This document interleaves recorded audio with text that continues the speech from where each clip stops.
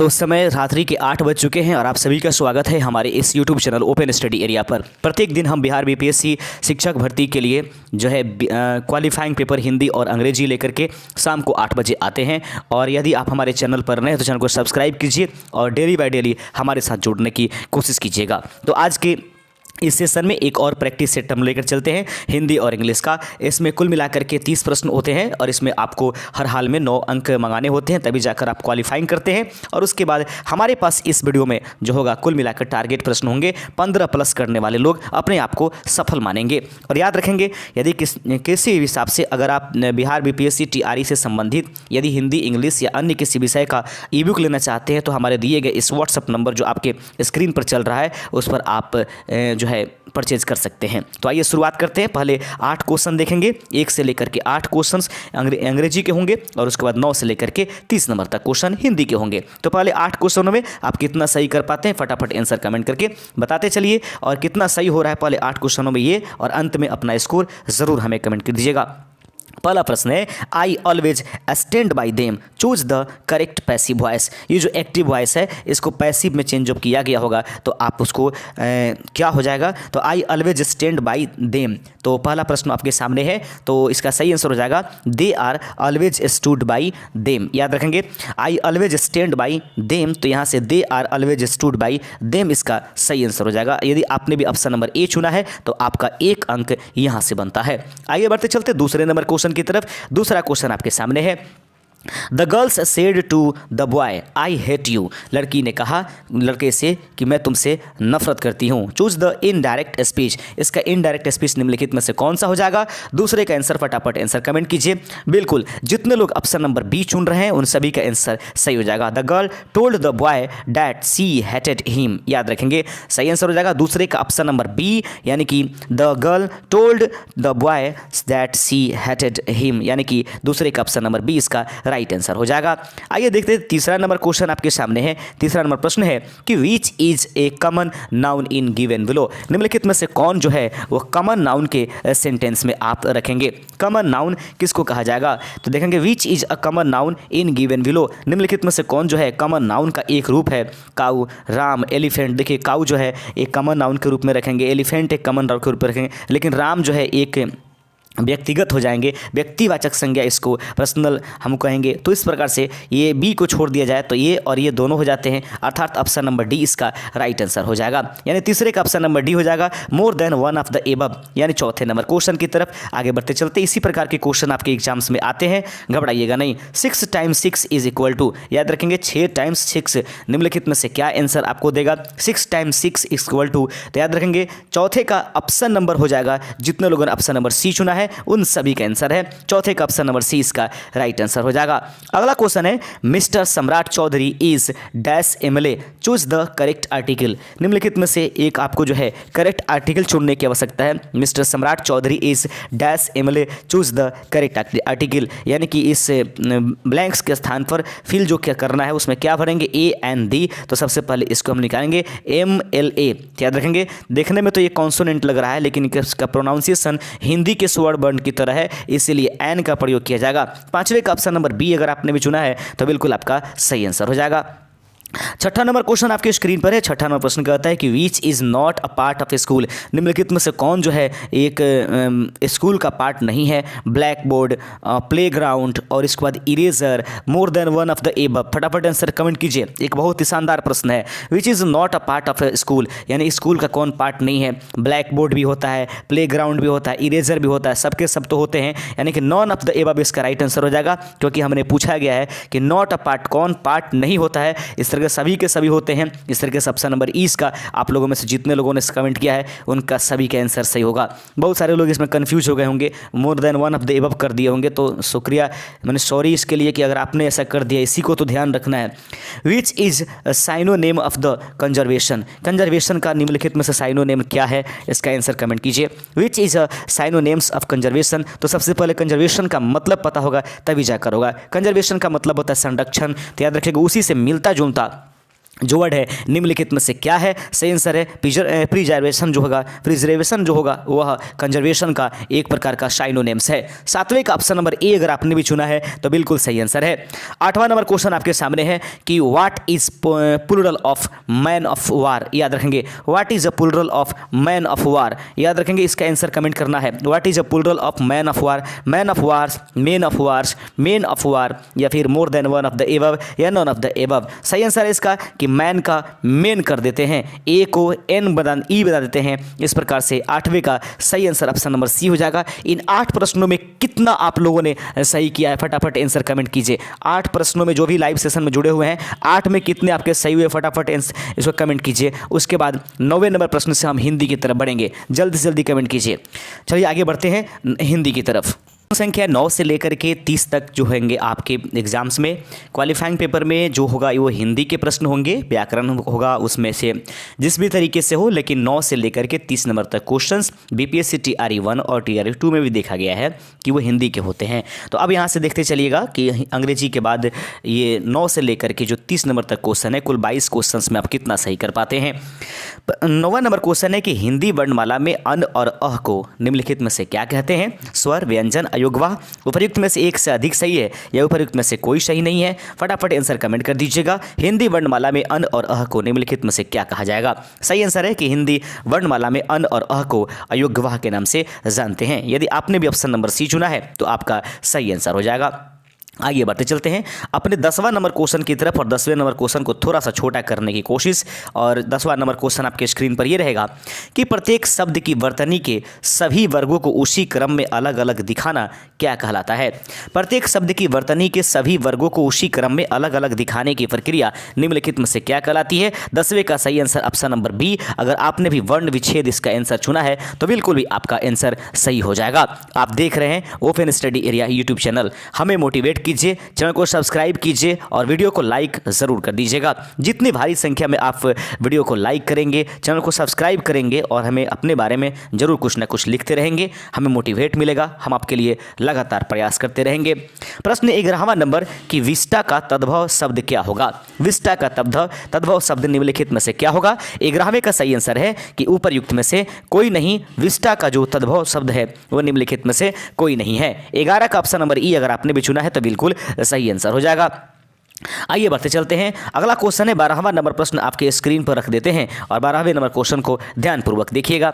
12वां number प्रश्न है कि हल्दी का तत्सम है। हल्दी का तत्सम निम्नलिखित में से कौन सा है? 12वें का सही आंसर है कि हल्दी का तत्सम जो हो रहता है हरिद्रा के नाम से जाना जाएगा।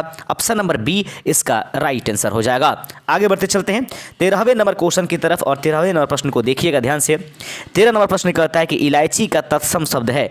इलायची का तत्सम शब्द निम्नलिखित में से क्या है? 13 नंबर प्रश्न का सही आंसर हो जाएगा। फटाफट आंसर कमेंट कर दीजिएगा। इलायची का तत्सम क्या है? तो एला जो होता है इलायची का तत्सम शब्द माना जाता है। 13वें का ऑप्शन नंबर ए अगर आपने भी चुना है तो बिल्कुल सही आंसर हो जाएगा। आइए बढ़ते चलते हैं 14वां नंबर प्रश्न आपके स्क्रीन पर। 14 नंबर प्रश्न को ध्यान से देखिए। प्रश्न कहता है मैं कुछ पुस्तकें लाया हूं, इन्हें तुम रख लो। मैं कुछ पुस्तकें लाया हूं, इन्हें तुम रख लो। इस वाक्य में रेखांकित सर्वनाम का भेद बताइए। मैं कुछ पुस्तकें लाया हूं, इन्हें तुम रख लो। इस वाक्य में रेखांकित सर्वनाम का भेद निम्नलिखित में से कौन सी है? 14वें का यदि ऑप्शन नंबर बी आप भी चुनते हैं तो बिल्कुल आंसर सही हो जाएगा। फटाफट जो है लगातार जुड़ते रहिए हमारे साथ। प्रत्येक वीडियो आप देखने की कोशिश कीजिएगा और लगातार हम 8 बजे जो है आप लोगों के लिए लाइव सेशंस लेकर के आते हैं। इसमें हिंदी और इंग्लिश की जो क्वालिफाइंग पेपर है 30 अंकों का, उसके जो क्वेश्चंस है उसे हम कराते हैं। निम्नलिखित में से कौन अविकारी है? अन्यथा बहुत सारे ऐसे वीडियो होंगे जो बीपीएससी TRE 3.0 के लिए बनाए गए हैं, उसको आप देख सकते हैं। जीके, जीएस और फिर उसके बाद आपके साइंस के क्वेश्चन सुन जाएंगे। पॉलिटी भी है, उसके बाद इकोनॉमिक्स, हर प्रकार के कंटेंट हमारा यूट्यूब चैनल दे रहा है। और आज ही करेंट अफेयर्स का वीडियो जो है आज रात्रि तक या कल सुबह तक उपस्थित हो जाएगा। निम्नलिखित में कौन अभिकारी है? प्रश्न है कि निम्नलिखित में से कौन से जो है अभिकारी है? ऑप्शन देख लीजिएगा, अव्यय, विशेषण, क्रिया विशेषण। तो निम्नलिखित में से कौन अभिकारी है? 15वें का ऑप्शन नंबर डी। उपयुक्त में से एक से अधिक इसका सही आंसर है। कौन सा शब्द बहुवचन है? कौन सा शब्द निम्नलिखित में से बहुवचन है? 17वें का सही आंसर हो जाएगा। तो प्राण जो है एक प्रकार का बहु बहुवचन शब्द लिखा गया है। 18 नंबर क्वेश्चन की तरफ भागते चलते हैं और प्रश्न देखिएगा, स प्लस इक प्लस सक्षा आ से मिल करके बने शब्द को निम्नलिखित में से क्या कहेंगे। 18वें का सही आंसर हो जाएगा कि स प्लस ई यानी हर्षई और उसका क और स मिल करके छ होता है, आ मिल जाएगा तो शिक्षा हो जाएगा। 18 का ऑप्शन नंबर सी इसका राइट आंसर हो जाएगा। आइए फटाफट आगे क्वेश्चन की तरफ भागते चलते हैं। 19 नंबर प्रश्न आपके सामने है, मुझे विश्वास है कि वह अवश्य आएगा। मुझे विश्वास है कि वह अवश्य आएगा, यह किस प्रकार का वाक्य है। प्रश्न है कि मुझे विश्वास है कि वह अवश्य आएगा, यह किस प्रकार का वाक्य आपको नजर आता है। 19वें का सही आंसर है, यह एक प्रकार का मिश्र वाक्य है। यदि आपने भी चुना है ऑप्शन नंबर सी तो आपका एक और अंक जुड़ जाता है। फटाफट आगे बढ़ते चलिएगा, कमेंट करते चलिए, लगातार आप अपना स्कोर मिलाते चलिए और ज़रूर हमें बताइएगा लास्ट में कि आज आपके जो 30 नंबर्स के जो भाषा के क्वालिफाइंग पेपर हुआ उसमें कुल कितने नंबर्स आज के इस सेशन में आपने इकट्ठा किया। प्रश्न देखिएगा, हमारे पास टारगेट यहां पर होगा 15 प्लस के ऊपर और अधिक से अधिक कर दे तो और बेहतर होगा। जर्मन विद्वानों ने डैश के साथ संस्कृत भाषा का अध्ययन विधिवत किया था। जर्मन विद्वानों ने डैश के साथ संस्कृत भाषा का अध्ययन विधिवत रूप से किया था। 20वें का सही आंसर हो जाएगा ऑप्शन नंबर बी अध्यावसाय। याद रखेंगे, जर्मन विद्वानों ने अध्यावसाय के साथ संस्कृत भाषा का अध्ययन विधिवत किया था, यानी कि 20वें का ऑप्शन नंबर हो जाएगा बी यानी कि अध्यावसाय इसका राइट आंसर हो जाएगा। आइए बढ़ते चलते हैं अपने 21 नंबर प्रश्न की तरफ। 21वां नंबर प्रश्न है कि किसी ग्रंथ के आरंभ का वक्तव्य, किसी ग्रंथ के आरंभ का वक्तव्य निम्नलिखित में से क्या कहलाएगा। प्रश्न है कि किसी ग्रंथ के आरंभ का वक्तव्य निम्नलिखित में से क्या कहेगा। 21 का ऑप्शन नंबर सी इसका सही आंसर हो जाएगा। किसी भी ग्रंथ के प्रारंभिक जो वक्तव्य लिखे गए होते हैं, आप पुस्तक में भी देखे होंगे, वो पहले पेज पर प्राकथन लिखा गया होता है। ऑप्शन नंबर सी इसका राइट आंसर हो जाएगा। आइए भागते चलते अपने अगले नंबर क्वेश्चन की तरफ। प्रश्न कहता है कि कलेजा ठंडा होना मुहावरे का अर्थ निम्नलिखित में से क्या होगा।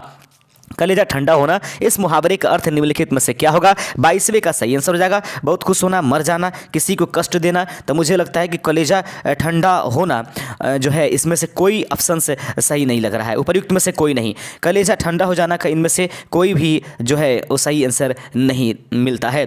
आगे बढ़ते चलते हैं। 23 नंबर क्वेश्चन आपके सामने है, कविश्वर शब्द का सही संधि विच्छेद बताइए। कविश्वर शब्द का सही संधि विच्छेद निम्नलिखित में से क्या है। सही आंसर है कवि प्लस ईश्वर मिल करके कविश्वर हो जाएगा। ऑप्शन नंबर ए अगर आपने भी चुना है इस प्रश्न का तो सही आंसर आपके सामने हो जाएगा। आप देख रहे हैं open study area YouTube channel. यदि आप भाषा से संबंधित 30 अंकों की क्वालिफाइंग पेपर के लिए अगर ई बुक लेना चाहते हैं तो ये जो व्हाट्सअप नंबर आपके स्क्रीन पर चल रहा है उस पर आप मैसेज करके भाषा की जो क्वालिफाइंग पेपर है उस 30 अंकों का हिंदी और अंग्रेजी का आप सेट ई बुक के रूप में मंगा सकते हैं अपने पास से, और यह 50 रुपये में आपको जो है दे दिया जाएगा। पवन में किस संधि का प्रयोग हुआ है। पवन में किस संधि का प्रयोग होगा तो सही आंसर हो जाएगा 24 का। फटाफट आंसर कमेंट कर दीजिएगा। इसमें यानी कि पो प्लस अण यानी कि ओ और अ जब इस तरह से संधि हो जाती है तो उसको हम लोग अयादी संधि के नाम से जानते हैं। 24 का ऑप्शन नंबर 20 का राइट आंसर हो जाएगा। आइए बढ़ते चलते हैं गुरुजन आगे की तरफ। अगला प्रश्न देखिएगा। प्रश्न कहता है 25 नंबर, नीर उपसर्ग से निर्मित शब्द निम्नलिखित में से कौन सी है। नीर उपसर्ग से निर्मित होने वाली शब्द निम्नलिखित में से कौन हो जाएगी। 25वें का सही आंसर हो जाएगा ऑप्शन नंबर नीर से। मुझे लगता है कि 25 नंबर क्वेश्चन का ध्यान से देखिएगा। ये निर्दोष नीर से करना है, निर्जन फिर निर्देश, तो मुझे लगता है कि ये उपयुक्त में से एक से अधिक यहाँ पर सही आंसर होने चाहिए। 25वें का ऑप्शन नंबर मुझे ये जो है निर्दोष यानी कि फिर उपसर्ग से ये निर्दोष में नी प्लस दोष, फिर निर्जन में निर प्लस दोष यानी कि निर्देश।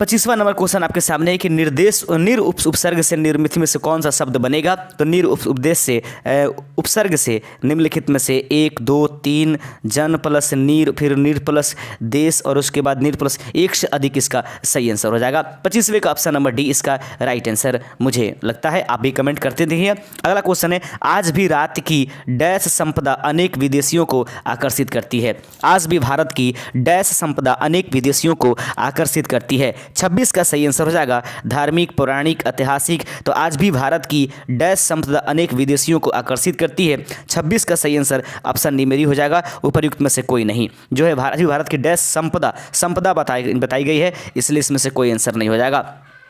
अगला क्वेश्चन है कि असरफी की लूट और कोयले पर छापा लोकोक्तियों का क्या अर्थ है। असरफी की लूट और कोयले पर छापा, ये इस लोकोक्ति का निम्नलिखित में से क्या आंसर हो जाएगा। सही आंसर है बहुमूल्य वस्तु को नष्ट होने देना और तुच्छ की सुरक्षा करना। असरफी की लूट और कोयले की छाप, तो याद रखेंगे छापा तो बहुमूल्य वस्तु को नष्ट होने देना और तुच्छ की जो है हमेशा सुरक्षा करना, ये इसका सही आंसर हो जाएगा।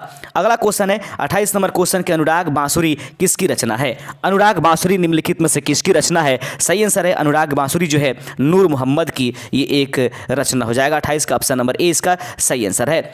29 नंबर क्वेश्चन आपके सामने है कि निम्नलिखित में से कौन सी रचना रामधारी सिंह दिनकर की है। तो निम्नलिखित में से कौन सी वो रचना है जो रामधारी सिंह दिनकर की है। 29 का सही आंसर हमको लगता है ऑप्शन नंबर ए उर्वशी जो है वो रामधारी सिंह दिनकर की रचना हो जाएगी। तीसरा और अंतिम नंबर क्वेश्चन आपके सामने है कि प्रतिदिन में कौन सा समास है। प्रतिदिन में कौन सा समास है। तीसरे का सही आंसर है कि प्रतिदिन में अव्ययी भाव समास आपको हमें नजर आता है। उम्मीद करते हैं कि आज के सेशन ये 30 क्वेश्चन जो है आपके लिए बहुत ही मस्ट इंपॉर्टेंट साबित होगा। मिलेंगे कल नए जो वीडियो के साथ क्वालिफाइंग पेपर का। बने रहिए आप हमारे साथ, जरूर चैनल को सब्सक्राइब कर लीजिएगा। शुक्रिया।